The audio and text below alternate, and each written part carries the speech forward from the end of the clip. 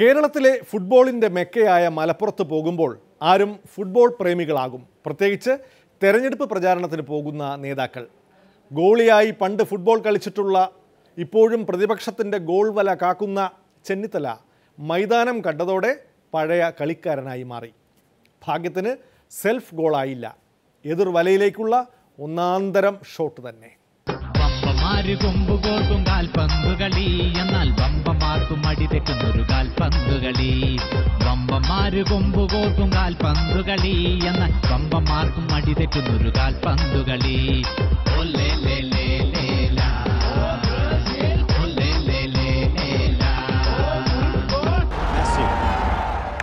Well waited for Iniesta, wants the return.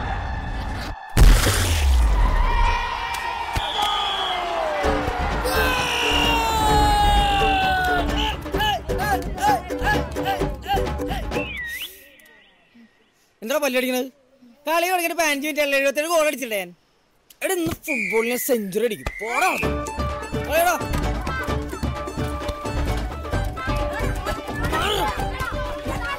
78 goal അടിച്ചിട്ട്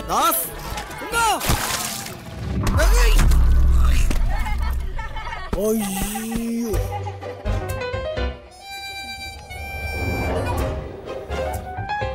sorry, ഞാൻ pass നട കേട്ടത്. രാഷ്ട്രീയം മാത്രമേ കളിച്ചിട്ടുള്ളൂ, ഫുട്ബോൾ കളിച്ചിട്ടുണ്ട്. ഞാൻ പണ്ട് സ്കൂളിലും കോളേജിലും പഠിക്കുമ്പോൾ ഗോളിയായിരുന്നു. നീ ഇത്രയും ഭയങ്കരനായ വിവരം ഞാൻ അറിഞ്ഞില്ല. ഗോളിയുടെ ഏറ്റവും വലിയ ഗുണം എന്താ? ഗോളിയല്ലേ മുഴുവൻ സംരക്ഷിക്കുന്ന ആള്. നിങ്ങളുടെ വീടിന്റെ അടുക്കളപ്പുറത്ത് ഓട് പൊട്ടി ചോരുന്നുണ്ടെന്ന് പറഞ്ഞിട്ട് അത് മാറ്റിയായിരുന്നോ? ടീമിനെ സംരക്ഷിക്കുന്ന ഗോളിയാണ്. മുഴുവൻ പന്തുകളും പിടിക്കുന്ന ഗോളിയല്ലേ. അപ്പോൾ ആ ഗോളിയായിരുന്നു ഞാൻ പണ്ട്. ഇപ്പോഴല്ല, 10-40 വർഷം മുമ്പാണ്. സാധാരണ ഗോളികൾക്ക് നല്ല ഹൈറ്റ് ഉണ്ടാവാറ്. ഹൈറ്റൊന്നും പ്രശ്നം, ഹൈറ്റിലൊന്നും കാര്യമില്ല. ഗോളി പന്ത് എങ്ങനെ പിടിക്കുന്നു എന്നുള്ളതാണ് പ്രശ്നം.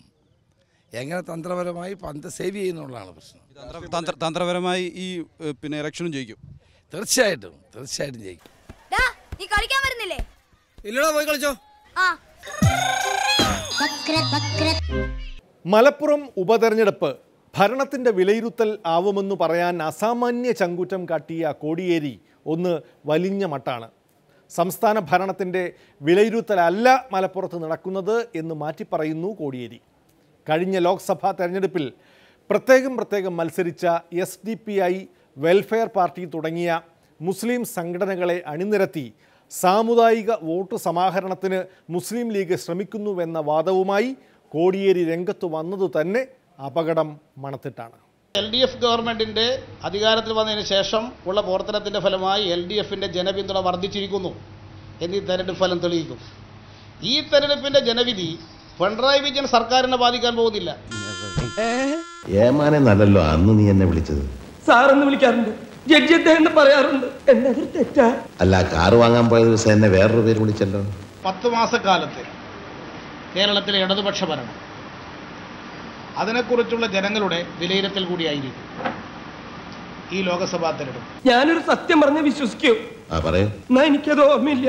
പിണറായി വിജയൻ സർക്കാർ അധികാരത്തിൽ തുടരണമോ വേണ്ടയോ എന്ന് തീരുമാനിക്കുന്ന ഒരു തെരഞ്ഞെടുപ്പല്ല ഈ ലോക്സഭാ ഉപതെരഞ്ഞെടുപ്പ്. കോടിയേരി പിന്നോട്ട് പോയതിൽ നിന്ന് തന്നെ കുഞ്ഞാലിക്കുട്ടി സാഹിബിൻ്റെ ഭൂരിപക്ഷം വർദ്ധിക്കുന്നു എന്നുള്ളതിൻ്റെ ഏറ്റവും വലിയ ഉദാഹരണമല്ലേ.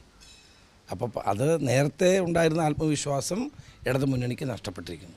ഈ തെരഞ്ഞെടുപ്പിൽ ഇപ്പോൾ ഒരു സീറ്റും അസംബ്ലിയിൽ ഇതാക്കാൻ പോകുന്നില്ല. യഥാർത്ഥത്തിൽ ഈ തെരഞ്ഞെടുപ്പിൽ ജനങ്ങൾ ചെയ്യേണ്ടത് UDFിനുള്ളൊരു സീറ്റ് അവിടെ തന്നെ നിലനിൽക്കണമെങ്കിൽ കുഞ്ഞാലിക്കുട്ടിനെ തോൽപ്പിക്കുകയാണ് UDFുകാർ ചെയ്യേണ്ടത്.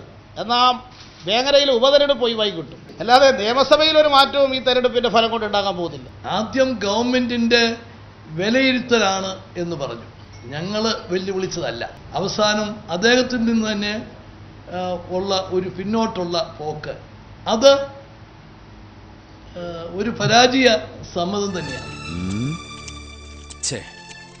ഒരാവേശത്തിലെടുത്ത് ചാടി വേണ്ടായിരുന്നു അല്ലേ. വക്രദൃഷ്ടിയിൽ വീണ്ടും ഇടവേള. പിന്നോട്ട് നടന്ന് മഹിളാ കോൺഗ്രസ്. ഈ മീശയും വെച്ച് ആണുങ്ങൾ എന്തിനാ ഇങ്ങനെ നടക്കുന്നതെന്ന് അത് പറയിപ്പിക്കാതിരിക്കാനായിരിക്കും ശ്രീ പിണറായി വിജയനും അതുപോലെ തന്നെ പോലീസ് ചീഫ് ശ്രീ ലോക്നാഥ് ബെഹ്റയും അതുപോലെ തന്നെ ഇന്ന് ആക്രോശിച്ച ശ്രീ IG മനോജ് എബ്രഹാമും മീശയില്ലാതെ നടക്കുന്നതെന്നാണ് എനിക്ക് തോന്നുന്നത്.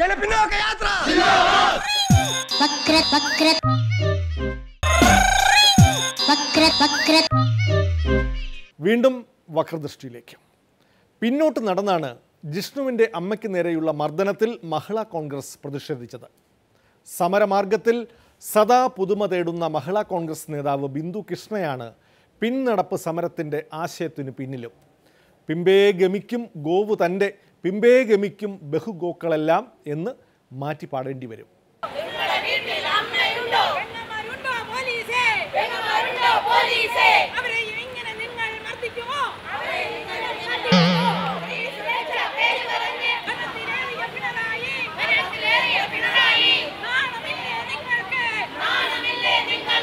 ഇവറ്റകൾ അധികാരത്തിൽ വന്നതിന് ശേഷം പുരോഗതിയെല്ലാം പിന്നോട്ടാണ്. പിന്നോട്ട് പിന്നോട്ട് പിന്നോട്ട്. ഈ പിന്നോട്ട് പോക്കിനെ പറ്റി ജനങ്ങളെ ബോധ്യപ്പെടുത്താൻ ഞങ്ങളിതാ ജനപിന്നോക്ക യാത്ര ആരംഭിക്കുകയാണ്.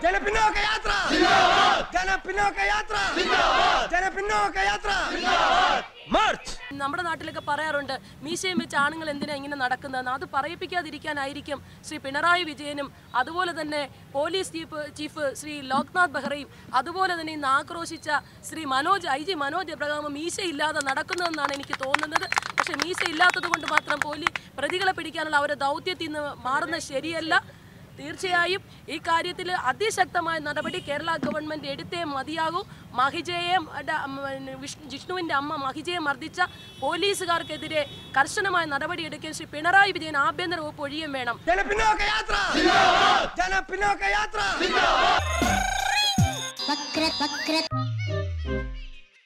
ഇതോടെ വക്രദൃഷ്ടി സമാപിക്കുന്നു. വീണ്ടും തിങ്കളാഴ്ച രാത്രി 9:30 കാണാം. നന്ദി, നമസ്കാരം.